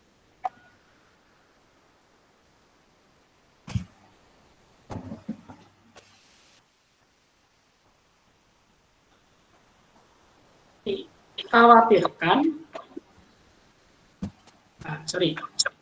Ini yang dikhawatirkan oleh Amerika karena ketika 5G ini dikuasai oleh Cina, maka nanti pergeseran teknologi dunia yang awalnya di mereka itu bergeser ke Cina. Karena turunannya dari 5G ini lebih membahayakan bagi Amerika. Karena ada ekonomi, ada keamanan dan lain sebagainya. Sehingga di sini ada bagaimana caranya Amerika menekan Cina lewat Huawei itu tadi, termasuk bagaimana Cina tidak bisa membuat chipnya di HP itu kan masing-masing ada microchipnya itu yang buatan Amerika itu, buatan Qualcomm itu kan buatan mereka. Yang itu tidak, Cina harus membeli dari sana.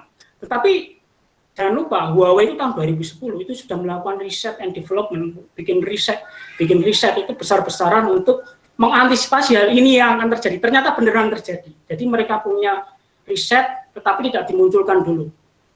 Dan risetnya di Cina itu gila-gilaan memang, risetnya melalui pemerintah, riset swasta, itu hampir 25% dari revenue, dari profitnya perusahaan, itu rata-rata 25% laba itu dibuat untuk riset. Sehingga kemajuan mereka itu luar biasa. Sehingga kita kalau ngomong kemajuan, mulai dari peneliti misalnya, sampai ke Mars, sekarang ada di mereka.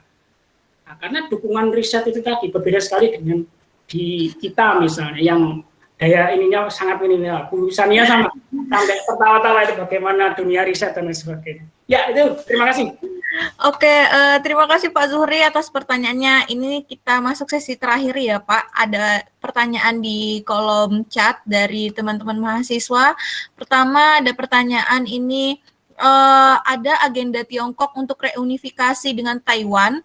Nah, sebetulnya strategi macam apa yang sedang mau dibangun Tiongkok? Kemudian pertanyaan yang kedua, terkait obor atau BRI, mana proyek ini telah berjalan dijalankan di Indonesia seperti kereta api cepat dan tol, apakah ada dampak buruk terkait proyek ini terhadap kedaulatan Indonesia ke depannya? Kemudian pernah baca juga kalau Cina cetak uang tanpa underlying. Nah, bagaimana tanggapan Bapak terkait hal ini? Mungkin itu dulu Pak. Pertanyaan terakhirnya. Sorry, saya sambil menyiapkan laptop saya mau ini lobet ya. Bentar ya. Iya. Atau teman-teman lain ada lagi yang mau menambahkan pertanyaannya? Oke, ada Pram. Silakan Pram. Ya, Assalamualaikum warahmatullahi wabarakatuh. Terima kasih Bu Sania atas kesempatannya. Juga saya ingin ada Pak Ahmad. Ya, saya ingin bertanya, Ini kan China seperti yang kita ketahui, China itu kan suka itu ada proyek BRI-nya, pinjam sana, pinjam sana, kasih sana gitu. Nah itu kan secara luar, caranya itu sangat kokoh gitu. Nah yang ingin saya tanyakan itu simpel. Kalau di Indonesia itu kan, kalau kita sebagai orang Indonesia itu setiap hari menerima isu yang sangat nasional, isu-isu yang sangat katakanlah mungkin disintegrasi yang bisa memecah-mecah warganya. Nah, karena Pak Ahmad sudah pernah di China sendiri, bagaimana sih kondisi domestik yang ada di China begitu, konstelasi politik domestiknya begitu? Apakah emang berjalan lurus atau tidak begitu? Terus saya juga ada pertanyaan kedua, saya izin bertanya 2 pertanyaan Bu Sanya. Nah, pertanyaan keduanya, kalau China ini kan memiliki seorang katakanlah pemikir filosof yang terkenal, Konfusius. Nah, banyak literatur-literatur yang saya baca yang mengatakan kalau China ini banyak mengadopsi nilai-nilai dari Konfusianisme ini. Nah, saya ingin bertanya bagaimana relevansi dari Konfusianisme ini di zaman modern ini dengan politik China. Mungkin itu saja Bu Sanya. Terima kasih. Assalamualaikum warahmatullahi wabarakatuh. Waalaikumsalam. Terima kasih Pram atas pertanyaannya. Silakan Pak Zuri, pertama bisa dijawab pertanyaan mengenai tadi rencana reunifikasi Taiwan itu strateginya seperti apa. Kemudian yang kedua terkait dampak buruk proyek itu terhadap proyek BRI terhadap kedaulatan negara Indonesia ke depannya, dan juga tentang tanggapan Bapak terkait pencetakan Cina tanpa underlying. Terus ada 2 pertanyaan dari Mas Pram tadi. Pertama terkait domestik Cina, politik domestiknya seperti apa, dan relevansi Confucius di masa sekarang. Silakan Pak Zuri. Terima kasih. Saya mulai dari belakang saja, dari Pramudia Adha ya. Terkait ini menarik karena sosialisme berkarakteristik Cina atau yang di teori Deng Xiaoping itu sebenarnya munculnya dari situ. Muncul dari nilai-nilai filosof mereka. Dari nilai-nilai, terutama nilai-nilai Kongce. Kongce itu Konfusianisme. Kalau di kita Konfusianisme itu kan Konghucu. Jadi ajaran jadi agama kalau di Indonesia Konghucu. Kalau di sana itu kan tidak ada agama Konghucu, adanya ajaran filsafat Konfusianisme atau Konghucu. Jadi nilai-nilai di Konfusianisme inilah yang menjadi salah satu karakteristik mereka, sehingga ketika masuk ideologi komunisme itu mereka mencampurnya salah satunya dengan nilai-nilai filsafat itu tadi. Disitulah filsafat itu mengatakan salah satunya adalah bagaimana bekerja keras, bagaimana menghormati terhadap yang tua, bagaimana cinta damai dan sebagainya. Sehingga dalam doktrin mereka terkenal dengan doktrin kebijakan luar mereka itu kan ada 5 koeksistensi damai itu. Koeksistensi damai yang yang diadaptasi dari Konferensi Asia Afrika tahun 1950-an di Bandung. Jadi mereka terkenal dengan doktrin kebijakan luar negeri, tidak mencampuri urusan negara lain, saling menghormati satu negara dengan negara lain, jika bekerja sama saling menguntungkan, tidak mencampuri urusan dalam negeri yang lain dan lain sebagainya. Ada 5 koeksistensi damai itu. Itu lahir salah satunya dari nilai-nilai filosofi mereka, nilai-nilai filsafat mereka. Setiap kebijakan itu mereka pasti ada nilai-nilai filosofisnya, sehingga makanya quotes-nya pemimpin-pemimpin mereka itu sangat khas karena dilahirkan dari nilai-nilai filsafat dari ajaran-ajaran leluhur mereka. Ini yang membedakan dengan nilai-nilai barat ya. Perbedaannya seperti itu. Hingga ada nilai-nilai kebajikan di situ. Makanya saya sangat percaya mereka itu bangsa yang cinta damai, dan kalau mengkaji terhadap Cina, kita harus juga mengkaji terhadap masyarakatnya dan ajarannya. Karena kalau kita tidak bisa mengkaji masyarakatnya dan ajarannya, kita tidak bisa menemukan soul-nya mereka. Nah, mengkaji itu kan harus lewat bahasa dulu, pintu masuknya. Nah, kalau kita tidak punya pintu masuk bahasa, ya kita susah memang memahami mereka. Memahami setelah bahasa, baru kita berinteraksi dengan masyarakat, dengan mereka secara langsung. Sehingga kita bisa menafsirkan, bisa menerjemahkan, kira-kira dalam gagasan besar mereka itu seperti apa, jiwa mereka itu seperti apa. Akhirnya kita tahu. Berbeda sekali ketika kita mengkaji Cina, tapi dari luar yang kita tidak berinteraksi, kita tidak tahu bahasanya, tidak tahu budayanya dan sebagainya, itu sangat berbeda. Itu saya merasakan betul terhadap itu. Nah, makanya perspektifnya Barat dengan perspektifnya yang mengetahui mereka itu sudah sangat berbeda untuk melihat Cina. Nah, di kita Cina itu di sebagian masyarakat itu masih menjadi ancaman, karena kalau kita ngomong terkait Cina itu kan cukup sensitif, apalagi hoax yang banyak sekali itu. Ada TKA masuk, ada nanti kita dikuasai komunis, nanti ada tentara merah malah banyak sekali, karena perspektifnya kita itu masih perspektif Cold War, perspektif perang dingin, yang itu salah satunya ditanamkan sejak zaman kolonial sehingga zaman Orde Baru yang menanamkan terkait dengan kekejaman komunisme, sehingga sampai sekarang itu perspektif muncul dan diolah oleh lawan-lawan politik yang tidak suka dengan pemerintah untuk dimunculkan nilai ini tadi menjadi hoax di medsos dan lain sebagainya, sehingga banyak sekali yang berseliweran dan anti Cina dan lain sebagainya. Padahal Cina sekarang ini kalau kita tidak melihat secara utuh dan kita tidak mendekati dia, kita akan ketinggalan jauh sekali. Karena apa? Karena semuanya uang, semua perputaran ekonomi itu sudah di Asia sekarang, di Asia Timur. Kita masih melihat Cina di kacamata perang dingin. Padahal perang dingin sudah usai sebelum kalian lahir kan. Kalian lahir tahun 2000 awal kan rata-rata. Ya perang dingin usai 10 tahun atau 12 tahun sebelum kalian lahir, tahun 90-an.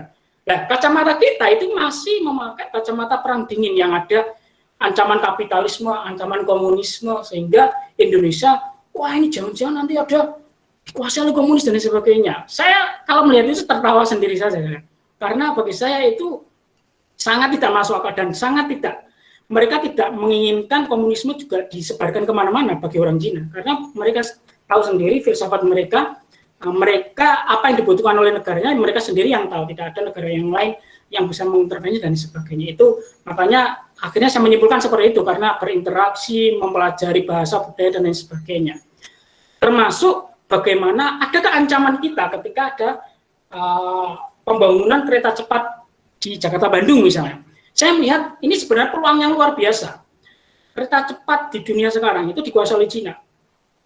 Dulu memang ada Jepang, dulu ada 4 produsen kereta cepat di dunia itu, Perancis, Jerman, terus Korea Selatan, Jepang, dan terakhir Cina yang menguasai teknologi kereta cepat. Bukan Amerika atau bukan yang lain.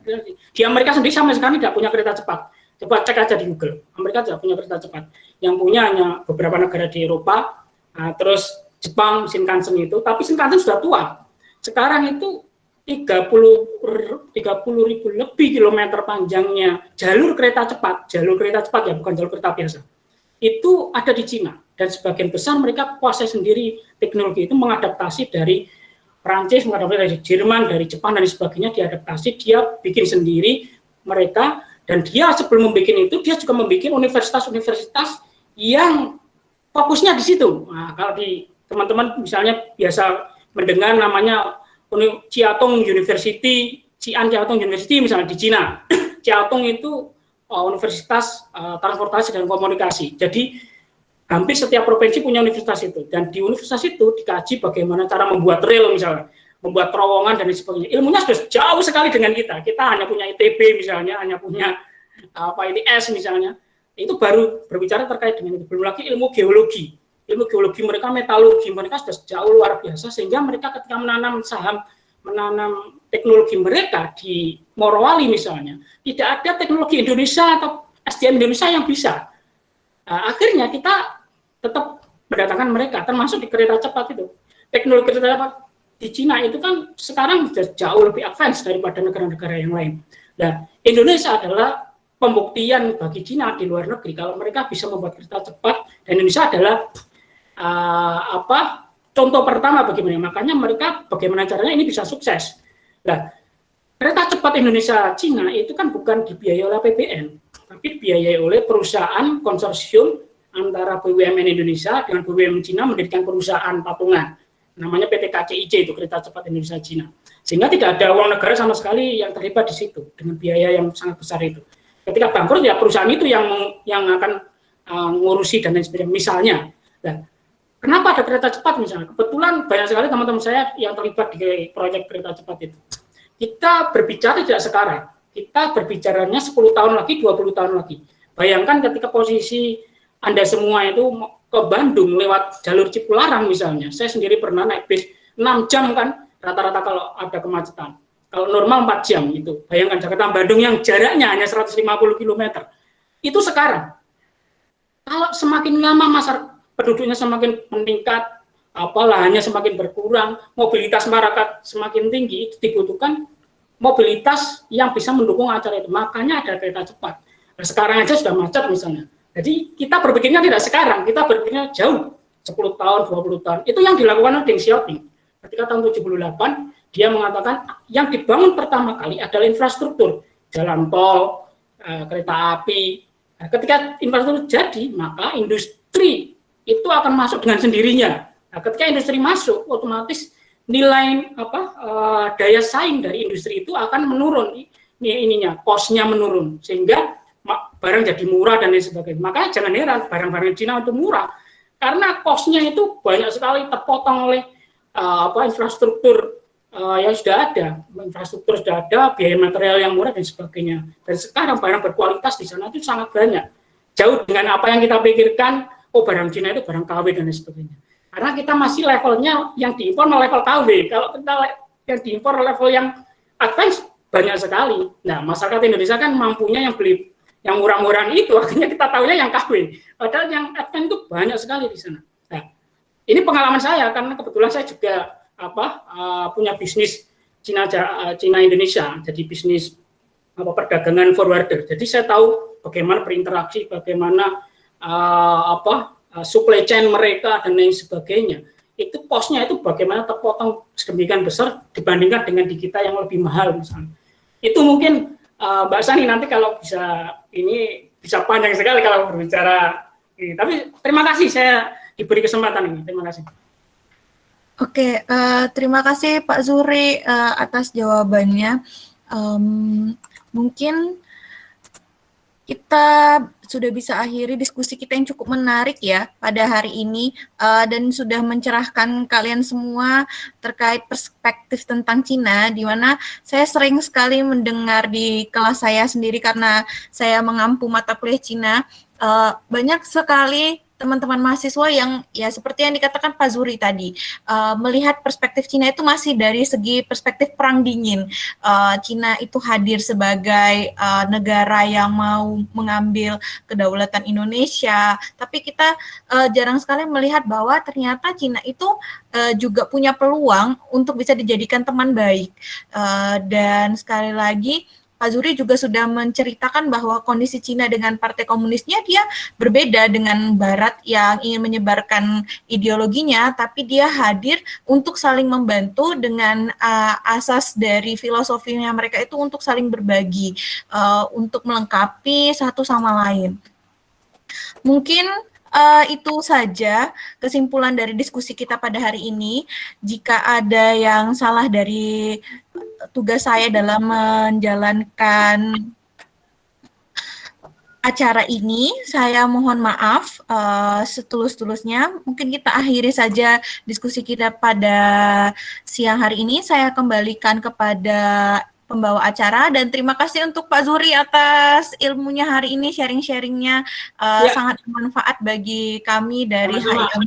Sama-sama. Nanti kalau misalnya mau ini silakan aja di Japri, kalau seandainya saya bisa menjawab, saya jawab. Oke, baik Pak. Terima kasih. Selanjutnya saya berikan kembali kepada Sekar. Silakan Sekar. Baik, terima kasih Bu Sanya. Bapak, Ibu, dan para hadirin semuanya, setelah melewati diskusi yang sangat menarik ya dan sangat bermanfaat, akhirnya kita sudah sampai di penghujung acara. Saya di sini selaku pembawa acara mengucapkan terima kasih kepada Bapak Ahmad Syaifuddin Zuhri dan kepada Bu Sanya Bestari Dewi selaku moderator, Bapak Ibu dosen, teman-teman mahasiswa, dan para peserta secara keseluruhan. Untuk segala salah kata dan perbuatan, serta kekurangan yang ada, saya selaku pembawa acara meminta maaf sebesar-besarnya. Akhir kata, wassalamualaikum warahmatullahi wabarakatuh. Waalaikumsalam warahmatullahi wabarakatuh. Oke, terima kasih ya Pak Zuhri. Sami. Pak, kapan-kapan bisa datang ke kelas saya Pak di semester depan Pak. Insya Allah. Dengan senang hati kalau ada waktu, insya Allah ini.